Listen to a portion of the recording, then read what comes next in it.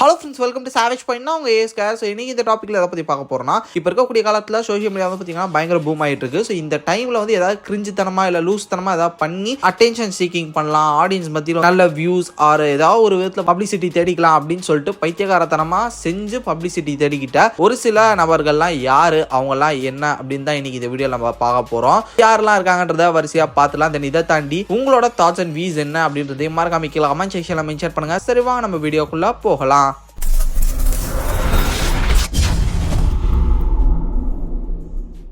நம்ம லிஸ்ட்ல 7ஆவதா இருக்கிறது வாட்டர்மெலன் ஸ்டார். ஸோ இவர் ஃபர்ஸ்ட் எப்போ எப்படி ட்ரெண்ட் ஆனார்னா, கஜினி படத்தில் சூர்யா சார் ஒரு சாங்ல வாட்டர்மெலன் சாப்பிட்டுட்டே அவரோட அடியாளுங்களை அப்படியே போயிரு அப்படின்னு வரல, அது மாதிரி ஒரு டிக்டாக் பண்ணி போட்டாரு. அது பயங்கர கிரிஞ்சா இருந்தது. அதை வச்சு எல்லாருமே போட்டு கலாச்சாங்க. அதை பிடிச்சிக்கிட்டு இவர் வாட்டர்மெலன் ஸ்டார் ஒரு பேர் வச்சு எல்லாருமே கலாச்சு கூப்பிடுவாங்க. அதை ஒன்றை வச்சு இவர் இன்டர்வியூ எடுத்து நான் பெரிய ஆக்டர் அதுன்னு சொல்லிட்டு இவரும் கான்ஃபிடன்ஸா எல்லா பேட்டியும் கொடுத்து ஒரு மாதிரி செம ஃபன்னு பண்ணி விட்டுருப்பாரு. ஸோ இவர் பேர் வந்து திவாகர். இவர் வந்து ஒரு ஆர்த்தோ டாக்டர் அப்படின்ற மாதிரி அவரோட பர்சனல் லைஃப் வேற. பட் இருந்தாலும் வந்து சும்மா இதுல டிக்டாக் மூலமா வந்து அட்டென்ஷன் சீக்கிங் பண்ணிட்டு இருக்காருன்னு சொல்லலாம் சோஷியல் மீடியால. ஸோ இப்போ வரக்கூடிய படங்கள், அதுக்கப்புறம் ரீல்ஸ் இதெல்லாம் போட்டு பயங்கர ஃபன்னா பண்ணிட்டு இருக்காரு. அவருக்கே தெரியுது அது ஃபன்னு தான் அப்படின்னு இருந்தாலும் நல்லா வியூஸ் போது எல்லாருமே பாக்குறாங்க அப்படின்ற காரணத்தினால அதுவுமே அவர் பண்ணி ஆடியன்ஸ் வந்து எங்கேஜா வச்சுட்டு இருக்காரு. பாதி பேர் கலாச்சாரம் திட்டினாலும் எதையும் கண்டுக்காம நான் பண்றது பண்ணுவேன், நீங்க பாத்துக்கிட்டே இருங்கடா அப்படின்ற மாதிரி தொடர்ந்து அவரோட ரீல்ஸை போட்டு அடிச்சு நொறுக்கிட்டு இருக்காரு.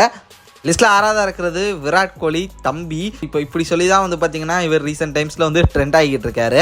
இவர்கிட்ட யாரோ ஐஷோ ஸ்பீட் நான் தான் அப்படின்ற மாதிரி யாரோ நம்ப வச்சிட்டாங்க போல. ஸ்பீட் என்னெல்லாம் பண்ணுவாரா, ரொனால்டோன்னு ஃபேமஸ் ஆன மாதிரி ஒரு விராட் கோலின்னு சொல்லிட்டு ஃபேமஸ் ஆயிடலாம் அப்படின்னு பாக்குறாரு போல. போற ரீல்ஸ்ல இருந்து எல்லாமே விராட் கோலி ஆர்சிபின்னு சொல்லி போட்டு இப்போ ரீசெண்ட் டைம்ல வந்து பார்த்தீங்கன்னா பலராலையும் கிரிட்டிசைஸும் செய்யப்பட்டு, அதே நேரத்தில் வந்து பார்த்தீங்கன்னா இப்போ ரீசெண்ட் டைம்ல ட்ரெண்டிங்ல இருக்கக்கூடிய ஒரு பர்சன் அவர் இருக்காரு. முக்கியமா சிஎஸ்கே ஃபேன்ஸ் கிட்ட வம்பிழுத்து பயங்கரமா அடி வாங்கிட்டு இருக்காரு. கமெண்ட் செக்ஷன்ல என்ன ஆக போதோ இப்படி ஒரு சில விஷயங்கள் பண்ணி ஒரு பப்ளிசிட்டி தேடிக்கிட்டு இருக்காரு. லிஸ்ட்ல 5ஆவதா இருக்கிறது நயன்தாரா. ஸோ நயன்தாராவை பற்றி அவங்க எல்லாருக்குமே கண்டிப்பாக தெரியும். இப்போ ரீசெண்ட் டைம்ஸில் அவங்க பண்ணுற எல்லாமே கான்ட்ரவர்சி, அவங்க எல்லாமே பண்ணுறதுலாம் பப்ளிசிட்டி தான் அப்படின்ற மாதிரி போய்கிட்டு இருக்கு. ஃபர்ஸ்ட் இந்த ஒரு விஷயம் அவங்களோட அந்த ஒரு மேரேஜ் ஃபுட்டேஜ் அது வந்து நெட்ஃப்ளிக்ஸில் ரிலீஸ் ஆகுது. அந்த ஒரு கோர்ட் கேஸ்லேருந்து ஸ்டார்ட் ஆச்சு. கோர்ட் கேஸ் அதை வச்சு நடந்த பிரச்சனைகள் இப்படின்னு சொல்லிட்டு அதை வச்சு சுற்றி நிறைய விஷயங்கள் இவங்களுக்கு சாதகமாக அப்படி இப்படின்னு போயிட்டு இருந்தது. இதை வச்சு வந்து பார்த்தீங்கன்னா ஒரு பயங்கர பப்ளிசிட்டியாக வாங்கினாங்க. தென் இதை தாண்டி இப்போ ரீசெண்ட் டைம்ஸில் வந்து ஒரு ஃபங்க்ஷனுக்கு போயிருந்த அவங்களும் இவங்க சாதாரண ஆளுங்க இல்லை அப்படி இப்படின்னு சொல்லிட்டு அது ஒரு பெரிய கான்ட்ரவர்சி ஆச்சு. தென் இப்போ ரீசெண்டா கடைசியா வந்து பாத்தீங்கன்னா என்ன லேடி சூப்பர் ஸ்டார்னு யாரும் கூப்பிடாதீங்க, என்ன நயன்தாரானே கூப்பிடுங்க போது அப்படின்ற மாதிரி சொல்லியிருந்தாங்க. உங்களை யாருமே அப்படி கூப்பிடலன்னு சொல்லிட்டு அகைன் சோஷியல் மீடியாவில் இருக்கக்கூடியவங்களாம் போட்டு மறுபடியும் கலாச்சு ஒரு பெரிய விஷயமாவே இது போயிட்டு இருந்தது. சும்மாவே இருக்காம அவங்களே ஏதாவது பண்ணி பப்ளிசிட்டி தேடிக்கிறன்ற பேர்ல அடி வாங்கிக்கிட்டாங்க. லிஸ்ட்ல 4ஆவதா இருக்கிறது கேபிஒய் பாலா. ஸோ இவர் வந்து பார்த்தீங்கன்னா ஒரு நல்ல பெர்ஃபார்மர். கலக்க போவது யாரு, அதுக்கப்புறம் குக் வித் கோமாளி இது மூலமா பயங்கர ஃபேமஸாக வந்துட்டு இருந்தாரு. இன்னும் ஒரு சின்ன படங்களும் பண்ணியிருந்தாரு. இப்போ ரீசெண்ட் டைம்ஸ்ல இவரோட சோஷியல் மீடியாவில் வந்து பார்த்தீங்கன்னா ஒரு வண்டி இல்லாதவங்க, இல்லை படிக்க முடியாதவங்க, இல்லை வீடு இல்லாதவங்க, விவசாயம் பண்ணுறதுக்கு வண்டி இல்லாமல் கஷ்டப்படுறவங்க, லேடிஸ் பெண் தொழிலாளர்களுக்கு வந்து வண்டி ஏதாவது உதவி வேணும்னா இது மாதிரி பல உதவிகளை இப்போ போய் பண்ணிக்கிட்டு இருக்காரு. அதை வந்து ஒரு படம் பிடிச்சி அதை அவரோட சோஷியல் மீடியா பிளாட்ஃபார்ம்ல அப்லோட் பண்ணிட்டு இருக்காரு. இது வந்து ஒரு நல்ல விஷயம். யாருக்கெல்லாம் தேவையோ அவங்களுக்கு தேடி உதவி பண்றது வந்து நல்ல விஷயம் தான். ஆனா அந்த ஒரு உதவியை வாங்கிக்கிறாங்களா, அவங்களோட பாயிண்ட் ஆஃப் வியூல இருந்து அந்த இதை பார்க்கும்போது கொஞ்சம் கவலையா இருக்குது. உதவி மாதிரி அது போகுமா, இல்ல அது வேற என்னவா அது வந்து அவங்க எடுத்து கன்சிடர் பண்ணிக்குவாங்க. உதவியே ஒரு உதவியா பண்ணா நல்லா இருக்கும் அப்படின்றது இன்னும் ஒரு சில மக்களோட ஒரு வார்த்தை அப்படின்னு நான் சொல்லுவேன். உதவி செய்யறது நல்ல விஷயம் தான். ஆனா அது 1-2 வீடியோஸ் அப்படின்றது ஓகே. பட் அவரோட சோஷியல் மீடியாக்குள்ள நீங்க சும்மா ஜஸ்ட் என்ட்ராய் பாத்தீங்கன்னா லிட்டரலி ஒரு 40-50 வீடியோஸ் நீங்க அது மாதிரி பாப்பீங்க. வரிசை அது மாதிரி தான் ஏகப்பட்ட வீடியோஸ் போட்டுக்கிட்டு இருக்காரு. உதவி பண்றதை தாண்டி இந்த மாதிரியான விஷயங்களை கொஞ்சம் தவிர்க்கிறது நல்லதோ அப்படின்னு என்னோட பர்சனல் தாட்ஸ் அண்ட் வியூஸும் கூட. லிஸ்ட்ல 3ஆவதா இருக்கிறது கூல் சுரேஷ். ஸோ இவர் வந்து அந்த டைம்ல நிறைய படங்கள்ல ஒரு சைடு கேரக்டரா வந்து பாத்தீங்கன்னா பண்ணி வந்துட்டு இருந்தக்கூடியவர். நிறைய பேருக்கு தெரியும், இவரோட ஃபேஸ் தெரியும். பட் இவர் அந்த அளவுக்கு ஃபேன் பேஸ் இருக்கா அப்படி இப்படின்னு கேட்டீங்கன்னா ஒன்றும் கிடையாது. இவர் ஒரு ஆக்டர் அப்படின்றது எல்லாருக்கும் தெரியும். இப்போ ரீசெண்ட் டைம்ஸ்ல கூல் சுரேஷ் வந்து பாத்தீங்கன்னா பயங்கர ஃபேமஸ். அதுக்கான காரணம் என்னன்னா, படங்களை பார்த்து அந்த படத்துக்கு வெளியில ஏதாவது ஒரு கான்ட்ரவர்சி மேக் பண்ற மாதிரியான வேர்ட்ஸை போட்டு ரிவ்யூ வந்து சொல்லுவாரு. ஒரு மாதிரி கத்துறது, இல்ல அந்த படத்துக்கு என்ன டெம்ப்ளேட்டோ அதுக்கேற்ற மாதிரி காஸ்டியூம் இல்ல ஏதாவது ப்ராப்பர்ட்டி கொண்டு வர்றது தியேட்டருக்கு, இது மாதிரியான அராஜகங்கள்லாம் பண்ணி ஒரு பயங்கர ட்ரெண்டிங்ல வந்தாரு. எந்த படம் ரிலீஸ் ஆனாலும் தியேட்டர் வாசல்ல கூல் சுரேஷ் இருப்பாரா அப்படின்ற மாதிரி மொத்த மீடியாவும் சேர்ந்து அவரை வச்சு பெரிய ஒரு பப்ளிசிட்டியே ஒன்று பண்ணாங்க. அதுக்கப்புறம் பிக் பாஸ் போனாரு, ரிட்டர்ன் வந்தாரு, இப்போ மஞ்சள் வீரன் படம் அப்படி இப்படின்னு அவரோட ட்ராக் ஒரு மாதிரி அப்படியே சர்ன்னு போயிட்டு தான் இருக்குது பப்ளிசிட்டி இது மூலமா.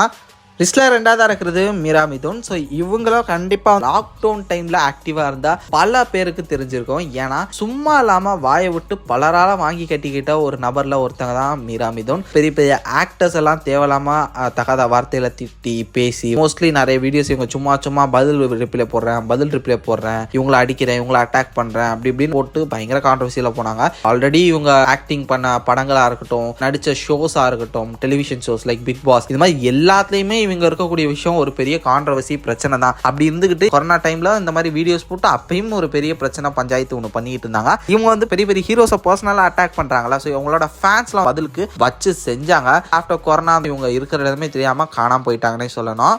லிஸ்ட்ல ஃபைனல் நம்பர் 1 பொசிஷன்ல இருக்கிறது இர்ஃபான் வியூஸ். இப்போ ரீசெண்டா தான் இவரை வச்சு இந்த மாதிரி நிறைய பிரச்சனைகள் போயிட்டு இருக்கு. ஸ்டார்டிங் டைம்ல என்னோட ஒன் ஆஃப் மை இன்ஸ்பைரிங் ஒரு யூடியூபரா தான் இருந்துட்டு வந்தாரு, ஒரு நல்ல ஒரு கண்டென்ட் மேக்கரா இருந்தாரு. எனக்கு இவரோட வீடியோஸ்லாம் வந்து பாத்தீங்கன்னா ரொம்ப பிடிக்கும். பட் இப்போ ரீசெண்ட் டைம்ஸ்ல அவரோட வீடியோஸ், ஆட்டிடியூட்ஸ் இதெல்லாம் வந்து பாத்தீங்கன்னா ரொம்பவே கேவலமா போய்கிட்டு இருக்கிற மாதிரியான ஒரு ஃபீல் பர்சனலா. ஏன்னா நானும் ஒரு சப்ஸ்கிரைபர் கூட தான், நானும் கிட்டத்தட்ட ஒரு 4-5 வருஷமா அவரோட சேனலை சப்ஸ்கிரைப் பண்ணி வந்துகிட்டு இருக்கேன். அப்படி பார்க்கும்போது டோட்டலி அவரோட கேரக்டரே கொஞ்சம் கொஞ்சமா வேற மாதிரி சேஞ்ச் ஆகிற ஒரு ஃபீல் எனக்கே பர்சனலா இருந்தது. பட் அது இப்போ ரீசெண்ட் டைம்ஸ்ல ரொம்பவே அக்ரெசிவா மாறி இருக்கு. ஏன்னா ரம்ஜான் ஃபெஸ்டிவல் டைம்ல வந்து பாத்தீங்கன்னா ஜகாத் அப்படின்னு சொல்லி ஒன்று பண்ணுவாங்க, ஏழைகளுக்கு வந்து உதவி செஞ்சு. அப்படி போயிருக்க சுச்சுவேஷன்ல அந்த ஒரு உதவி வாங்கி இருக்கிறதுக்கு வந்து பாத்தீங்கன்னா நிறைய மக்கள் வந்து அவசரமா அடிச்சுக்கிட்டு அந்த மாதிரி வாங்கும்போது இவங்க கொஞ்சம் வேர்ட்ஸை வந்து தப்பா விட்டுட்டாங்க. ஆல்ரெடி அவர் மேல நிறைய பிரச்சனைகள் போயிட்டு இருக்கு, அதை வச்சு நிறைய பப்ளிசிட்டிஸும் போயிட்டு இருக்கு. லைக் ஆல்ரெடி ஒரு கார் ஆக்சிடென்ட் ஆச்சு, இவர் வந்து நிறைய ஹோட்டல்ஸ் காசு வாங்கிட்டு ஃபுட் ரிவ்யூ பண்றாரு. தென் இது மட்டும் இல்லாம அவங்களோட ஒய்ஃப் வந்து பிரெக்னன்சி ஜெண்டர் ரிவீல் பண்ணது, அது இதுன்னு சொல்லிட்டு ஒரு சுற்றி ஏகப்பட்ட பிரச்சனைகள்,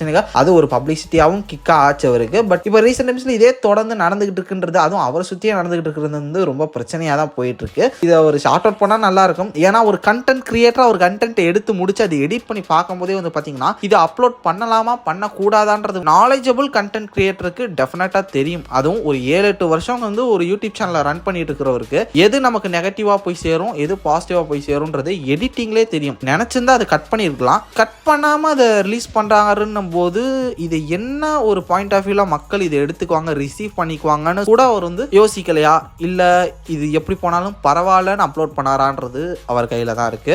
எஸ், இதை தாண்டி உங்களோட தாட்ஸ் அண்ட் வியூஸ் என்னன்றதை மறக்காம கீழே கமெண்ட் செக்ஷன்ல மென்ஷன் பண்ணுங்க. இந்த லிஸ்ட்ல ஒருவேளை நான் மிஸ் பண்ண யாராவது இருக்காங்க அப்படின்னு நீங்க நினைச்சீங்கன்னா அது யாருன்றதை மறக்காம கீழே கமெண்ட் செக்ஷன்ல மென்ஷன் பண்ணுங்க, நான் பார்த்து தெரிஞ்சுக்கிறேன். சரி, ஓகே ஃப்ரெண்ட்ஸ், இதே மாதிரி தொடர்ந்து நிறைய இன்ட்ரெஸ்டிங்கான வீடியோஸ் பார்க்கறதுக்கு மறக்காம நம்ம சாவேஜ் பாயிண்ட் சேனலை சப்ஸ்கிரைப் பண்ணி அந்த பெல் ஐகானை பிரஸ் பண்ணிக்கோங்க. அடுத்த ஒரு இன்ட்ரெஸ்டிங்கான வீடியோ நாளைக்கு வந்து மீட் பண்றேன். அது வரைக்கும் tata bye bye, take care from A Square.